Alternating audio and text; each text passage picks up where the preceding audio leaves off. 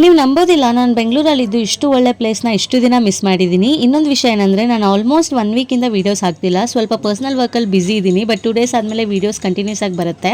ಇವಳು ನನ್ನ ತಂಗಿ, ನಾವು ಫ್ಯಾಮಿಲಿ ಜೊತೆ ಸಡನ್ನಾಗಿ ಪ್ಲ್ಯಾನ್ ಮಾಡಿದ್ದು. ಹೋಗುವಾಗ ದಾರಿಯಲ್ಲಿ ಎಳ್ನೀರು ಕುಡ್ಕೊಂಡು ಕುಡಿಯೋಕ್ಕಂತ ಸ್ಟಾಪ್ ಮಾಡಿದ್ವಿ. ನನಗೆ ವೀಡಿಯೋ ಚಿಂತೆ, ನನ್ನ ತಂಗಿಗೆ ಸ್ನ್ಯಾಪ್ ಚಿಂತೆ. ಅದಾದಮೇಲೆ ನಮ್ಮ ಅಜಯ್ ಜ್ಯೂಸ್ ತೊಗೊಂಡು ಬಂದ. ನಾನು ಜ್ಯೂಸ್ ಕುಡಿಯೋಲ್ಲ, ಬಟ್ ಜ್ಯೂಸ್ ನೋಡಿದ್ರೆ ಖುಷಿ ಆಗುತ್ತೆ.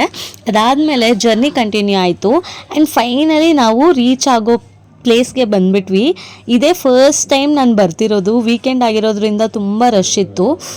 ಬಟ್ ಏನೂ ಮಾಡೋಕ್ಕಾಗಲ್ಲ, ಪ್ಲ್ಯಾನ್ ಸಕ್ಸಸ್ ಆಗಬೇಕು. ಬಟ್ ನಾನು ಇಲ್ಲಿಗೆ ಬರಬೇಕಂತ ತುಂಬ ಸಲ ಅಂದ್ಕೊಂಡಿದ್ದೆ. ಬಟ್ ಏನೋ ಒಂದು ಅಡ್ಡ ಬರ್ತಿತ್ತು. ಸೊ ಫೈನಲಿ ಬಂದುಬಿಟ್ಟೆ. ತುಂಬ ಖುಷಿ ಆಯಿತು.